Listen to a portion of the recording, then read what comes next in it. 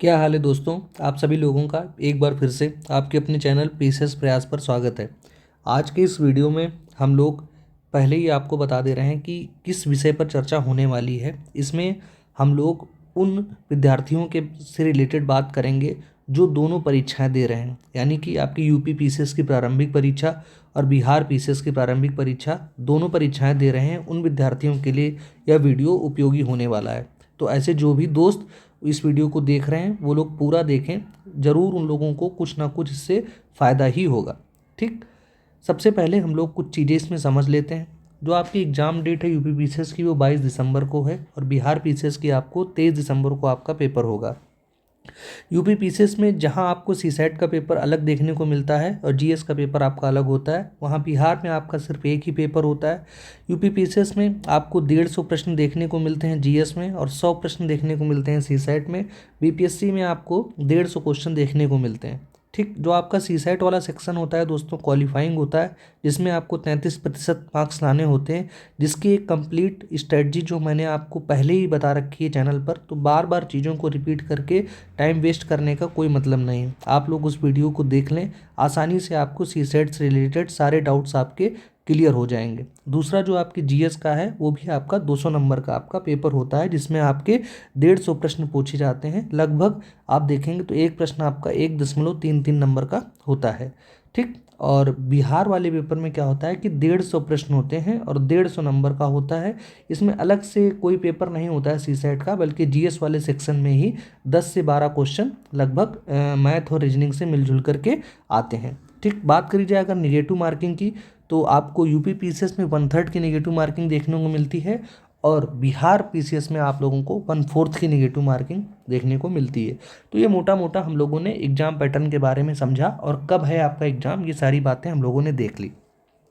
दोनों में लगभग अगर आप देखेंगे तो 20,000 बच्चे मेंस के लिए इस बार बुलाए जाएंगे। जिस हिसाब से पद हैं तो मोटा मोटा आप देखेंगे तो 20,000 तक बच्चे आपको दोनों एग्जाम्स की मुख्य परीक्षा में देखने को मिलेंगे। अगर आप लोग लास्ट तक इस वीडियो को देखते हैं, चीज़ों को अच्छे से समझते हैं, जो चीज़ें यहाँ पर जो स्ट्रेटजी आपको बताई जा रही है, जो कॉन्सेप्ट यहाँ पर बताया जा रहा है उसको समझिए, तो ईजिली आप लोग भी इस 20,000 की गिनती में आ सकते हैं। ठीक, सबसे पहले बात, वीडियो को आगे बढ़ाने से पहले हम कुछ चीज़ें देख लेते हैं कि अब बचे हुए समय में हमें क्या नहीं करना चाहिए। सबसे पहली बात, हमें किसी भी नए मटेरियल की ओर नहीं भागना है। दूसरी बात, यहाँ पर हमें टेस्ट सीरीज को अवॉइड करना है। यहाँ पर कुछ दोस्त हमसे डिसएग्री कर सकते हैं कि टेस्ट सीरीज तो बहुत इंपॉर्टेंट होती है, उससे हम लोगों का आकलन होता है, लेकिन मेरे दोस्त बाज़ार में ऐसी कोई भी टेस्ट सीरीज नहीं है जो आप लोगों के आयोग को ध्यान में रख करके बनाई गई हो।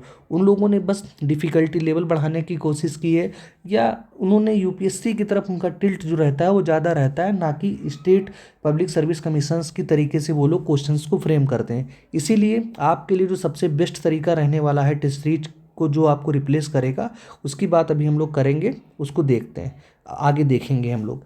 ज़्यादा बातचीत करने से आप लोगों को बचना है, सोशल गैदरिंग जितनी हो सके उतनी कम करिए, और जो फेक न्यूज़ अक्सर आप लोग देखते रहते हैं उनसे आप लोगों को दूरी बना करके रखनी है। जैसे बिहार से रिलेटेड आपको एक न्यूज़ देखने को मिल रही थी लगातार कि आपका एग्ज़ाम पोस्टपोन होकर के जनवरी में चला गया है, लेकिन फिर आयोग ने क्लियर कर दिया कि ऐसा कुछ भी नहीं होने वाला है। जो डेट आपकी डिसाइड करी गई थी उसी तारीख को आपका पेपर बिहार में भी आयोजित होगा। टेस्ट सीरीज से रिलेटेड जो बात मैंने की आपको अवॉइड करना है, क्योंकि उसमें आपका टाइम ज़्यादा कंज्यूम होगा और आपको जो बेनिफिट मिलेगा वो कम मिलेगा।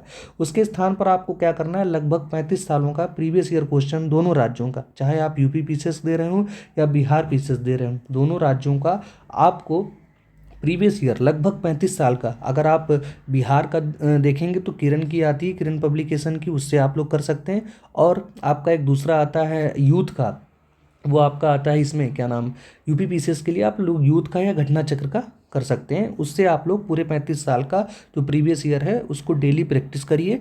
टेस्ट सीरीज की जगह वो आप लोगों को ज़्यादा फायदा करेगा। ठीक, अब कितने सब्जेक्ट्स हम लोगों को देने हैं वो एक बार देख लेते हैं। History, polity, geography, economics, environment ecology, science technology, current affairs, ये मोटे मोटे सब्जेक्ट्स हैं जो दोनों परीक्षाओं में आप लोगों को कॉमन देखने को मिलेंगे। क्वेश्चंस के लेवल भी सेम ही होने वाले हैं। ठीक, जो डिफरेंस आता है वहाँ पर आपको स्टेट स्पेसिफिक डिफरेंस देखने को मिलता है, यूपी स्पेशल और बिहार स्पेशल। तो इन्हीं चीज़ों को हम लोगों को मैनेज करना है। कैसे मैनेज होगा वो सारी चीज़ें हम लोग देखेंगे। अभी इन सब्जेक्ट्स में आप जिस लेवल पर होंगे वहाँ उसमें से आपके कुछ सब्जेक्ट जो होंगे स्ट्रांग होंगे और कुछ सब्जेक्ट जो होंगे दोस्तों आपके वीक होंगे, मतलब जहाँ पर आपके क्वेश्चंस ज़्यादा गलत हो रहे होंगे, और कुछ सब्जेक्ट्स ऐसे होंगे जहाँ पर आपके क्वेश्चंस अच्छे से सारे सही हो जा रहे होंगे। तो हम लोगों को बस यही करना है कि जो आपके जो स्ट्रॉन्ग सब्जेक्ट्स हैं उनकी जो एक्यूरेसी है हम लोगों को लगभग 80% तक बढ़ा करके ले जानी है, और जो वीक सब्जेक्ट्स हैं उनकी एक्यूरेसी को कुछ नहीं तो लगभग 50% तक तो हमको हर हाल में पहुंचाना है। इसीलिए आप लोगों को बिल्कुल अपनी स्पीड बढ़ा लेनी है, बार बार आपका जो स्ट्रॉन्ग एरिया है उसको बार बार आपको रिवाइज करना है। जितनी बार आप रिवाइज करेंगे उतनी ही ज़्यादा आपकी एक्यूरेसी बढ़ने की चांसेस रहेगी। ठीक, अब एक मोटा मोटा चीज़ हम लोगों ने समझ ली कि हमको किस तरीके से इन सब्जेक्ट्स को डील करना है। ठीक, जो आपका डिफरेंस है सब्जेक्ट्स का स्टेट स्पेसिफिक को, उसके लिए एक छोटा सा शेड्यूल यहाँ पर छोटे से तरीके को मैं बता रहा हूँ, इससे आप लोग चेंज भी कर सकते हैं। 1 घंटे आप लोग बिहार स्पेशल को दीजिएगा जब तक आपका बिहार का पेपर नहीं हो जाता है। जब आपका बिहार का पेपर हो जाए उसके बाद यूपी स्पेशल को आप लोगों को यही 1 घंटा अलॉट कर देना है। अगर आपने पहले से पढ़ रखा है तो यूपी स्पेशल पढ़ने में आप लोगों को मुश्किल से 2-3 दिन लगेंगे, फिर भी आपको 10 दिन मिलेंगे तो आसानी से आप लोग यूपी स्पेशल भी कवर कर लेंगे। तो अभी यूपी स्पेशल को आपको अवॉइड करना है बिहार की परीक्षा तक, उससे पहले आपको बिहार स्पेशल अच्छी तरीके से कवर कर लेना है। 2 घंटे आप लोगों को हर हाल में करंट अफेयर्स को देना है। अगले दिन जब आप करंट अफेयर्स पढ़ें तो जो आपका पिछला करंट अफेयर्स रहे उसको एक बार जरूर रिवाइज करिएगा। जो आपका बचा हुआ समय रहेगा 7-8 घंटे जो भी आप लोग बचे हुए समय में पढ़ेंगे उसमें आपको जीएस पढ़नी है बिल्कुल मन लगा करके। हाँ, यहाँ पर आप ये कर सकते हैं कि एक दिन में आप 2 सब्जेक्ट्स एक साथ लेकर के चल सकते हैं, या आप चाहें तो एक दिन में एक सब्जेक्ट को रिवाइज कर सकते हैं। यहाँ पर जो आपकी स्ट्रेटजी होनी चाहिए, आपके पास शॉर्ट नोट्स होने चाहिए। अगर बहुत अच्छा होगा अगर आपने शॉर्ट नोट्स बना रखे, एक ऐसी तरीके से पढ़िए कि एक दिन में जो सब्जेक्ट्स बड़े हैं उनको अधिकतम 2 दिनों में आप लोग उस सब्जेक्ट को रिवाइज करें, तभी आप एक अच्छे स्कोर को एग्जाम में अचीव कर पाएंगे। यहाँ पर एक सब्जेक्ट्स के कॉम्बिनेशन से चीज़ों को समझाया गया है। ऐसे 4 सब्जेक्ट्स मैंने लिए हैं, हिस्ट्री, साइंस, करंट अफेयर्स और पॉलिटी। ये चारों सब्जेक्ट्स मिल करके आप लोगों को परीक्षा में कहीं ना कहीं 100 प्रश्नों तक पहुंचा देंगे। अगर आप इन प्रश्न को या इन सब्जेक्ट्स को अच्छी तरीके से आप पढ़ते हैं और इनसे पूछे गए सारे प्रश्नों को आप परीक्षा में लगभग 80% एक्यूरेसी के साथ हल करते हैं, तो ईजिली जो आपके रिमेनिंग सब्जेक्ट्स हैं वहाँ पर 50% एक्यूरेसी के साथ आप लोग जो 100 प्रश्न की जो आपकी कट ऑफ है उसको क्रॉस कर जाएंगे। और 100 प्रश्न अगर आप सही करेंगे, चाहे वो आपका यूपी पीसीएस की परीक्षा हो या आपकी बिहार पीसीएस की परीक्षा हो, तो ईजिली आप लोगों को मेंस लिखने को मिलेगा, इसमें कोई डाउट नहीं है। आई होप कि आप चीज़ें समझे होंगे। यहाँ पर बस शॉर्ट में अगर देखें तो यही बताया गया है कि जो आपके कमज़ोर सब्जेक्ट्स हैं उनकी एक्यूरेसी को आपको 50% तक ले जाना है। ऐसा नहीं कि बिल्कुल ही सवाल आप गलत कर दे रहे हैं। और जो स्ट्रांग है उनकी एक्यूरेसी को लगभग आपको 80% तक रखना है। करंट अफेयर्स को आप जो भी सब्जेक्ट्स का ग्रुप बनाएं, जैसे मैंने ये वाला ग्रुप बनाया है हिस्ट्री साइंस वाला, जो आपकी सब्जेक्ट्स की प्रायोरिटी रहे उसमें करंट अफेयर्स मस्ट है, क्योंकि दोनों एग्जाम में लगभग 35 क्वेश्चन आपको करंट से देखने को मिलेंगे।